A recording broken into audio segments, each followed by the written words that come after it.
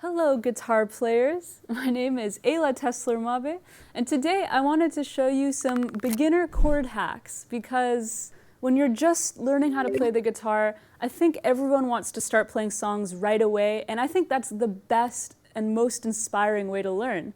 However, while you're on your journey to learning your 3 and 4 finger chords, which I think everyone should start to learn as soon as they can with guitar playing, sometimes it's nice to have a little stepping stone to get there. So instead of playing a full-on chord like this, there's a way to simplify it so that you can play it with just 1 or 2 fingers, maybe even 3 fingers. But long story short, I want to show you how you can play all the chords you really need to start playing songs right away in a way that is a little bit easier. So the first chord that you're probably going to come across in your guitar playing is C major. But we're going to simplify it to a chord called C major 7. And while this sounds more complicated, it's actually a little bit easier to play on the guitar. And so what you can do is take your 3rd finger here, put it on the 3rd fret of the A string, take your middle finger and put it on the 2nd fret of the D string. And because the chord is C major 7, C is indicating what the root note of the chord is, the starting note. And it just so happens that that's the note I'm playing on the A string. So I'm going to avoid the low E string and ignore it altogether and just strum from the A string down.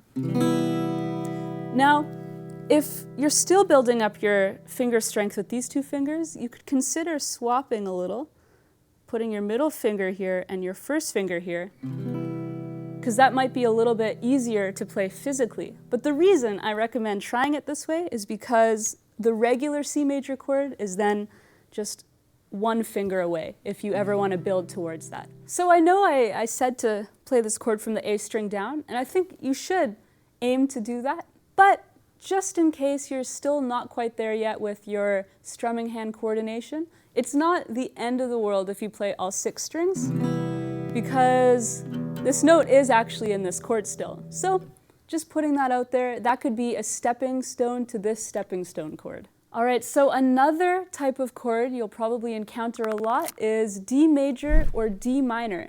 And I'm going to show you one chord shape that will actually allow you to play both. And so, this chord shape right here. 1st finger on the 2nd fret of the G string, 3rd finger here on the 3rd fret of the B string, and because this is a D sus2, that's the official name of the chord, but just focusing on the letter name D, that's our root note, our starting note, we're going to try our best to play just from the D string down. And for anyone out there who's familiar with music theory, the reason this works for major or minor is because there is no 3rd in this chord. So it's kind of ambiguous. It's like a chord quality fluid chord. It works for both. So another chord you're probably going to encounter quite frequently is E minor. And I'm actually going to teach this chord in its regular full form just because it's already a 2-finger chord. And I think you can handle it. I think you're up for the challenge. And all you do is take your middle finger, put it on the 2nd fret of the A string, 3rd finger on the 2nd fret of the D string, and this is an E minor chord. That's the E string, so you can actually strum all 6 strings for this chord. Should sound like that. Now, another chord you're probably going to encounter very frequently is E major, and it sounds like this. You might be able to hear it sounds a little bit brighter, a little more happy maybe, a little more major sounding. And all I did was add my 1st finger to the 1st fret of the G string, and then again you strum all 6 strings. And there's E major. So again, E minor was without the 1st finger. E major is when you add the 1st finger. So the next chord we're going to look at is F major. And this is an important one because this is a chord that a lot of people are terrified of because most people teach it as a bar chord. And bar chords can be terrifying when you're first starting how to play the instrument. But it turns out there's a way to play this without having to play a bar chord. and we can turn it into an F major 7 chord, which you can use in the place of an F major chord most of the time.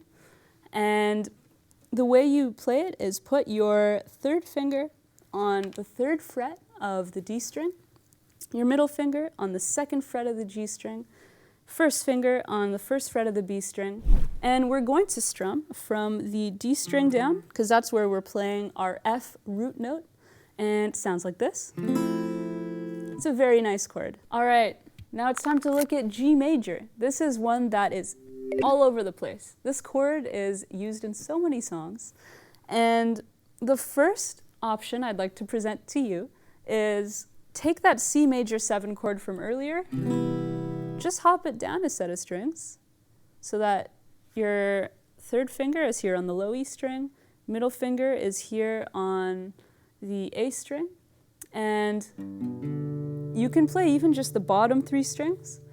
If you want, you can strum all 6 strings. You're just going to end up with some colorful notes in there, which actually do work for a G major type of chord, but I think you should trust your ear. If you're learning a song and you don't think all of those colors quite suit what sound you're going for, then just stick to the lowest strings, and that should do the trick.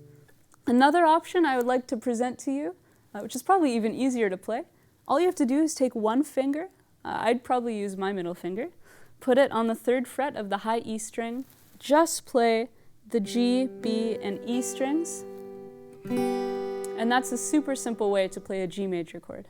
So the last chord we're looking at today is one that works for A major or A minor. It's another ambiguous chord that you could use for both, and it's called A sus2, or in other words, this chord that I just played. And take your middle finger, put it on the 2nd fret of the D string, 3rd finger on the 2nd fret of the G string, and you're going to strum from the A string down for our root. And you might also notice that this is essentially your E minor chord. Hop down a set of strings. And again, this chord is great. You can use it for A major or A minor, and it'll be really easy to turn this into the full major or minor chord shape eventually, just by adding one finger. But for now, this chord I think will sound great. So now I'd like to provide you with a very simple and effective way to ensure that you've learned any chord properly. This can be a self-test. And let's say I start with that C major 7 chord. The way I'm going to test if I have this chord down properly is go through each string one at a time.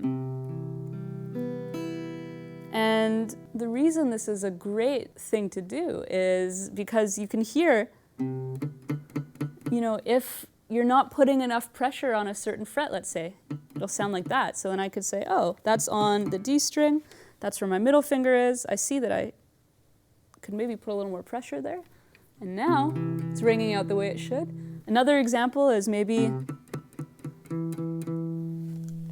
it's a little bit too close to the actual fret bar. I can actually see that and feel it on my fingertips. So slide it down a little bit. And I think another really common roadblock to run into as a beginner is having your fingers muting other strings. Like this, for example, is an example of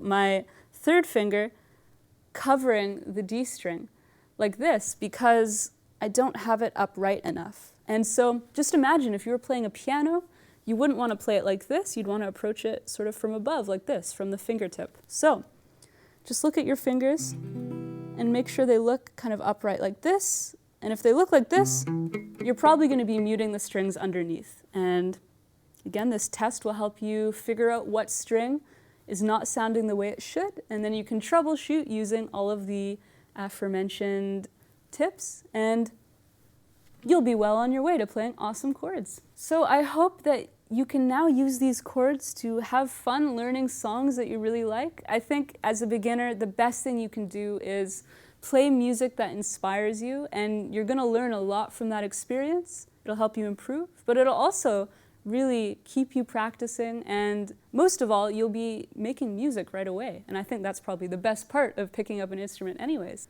So let me know down in the comments below what your favorite chord hacks are. Something I missed, something I need to know and the guitar community needs to know. We'd love to know. So thanks for tuning in. I hope you have fun practicing and using these chords to learn music that you love, because I think as a beginner, the best thing you can do is try to make music right away, because I think that's why you probably picked up the instrument in the first place, and you'll learn a lot from the experience, and it'll keep you feeling inspired and having fun. So, thanks again. Happy practicing. Stay safe. Bye.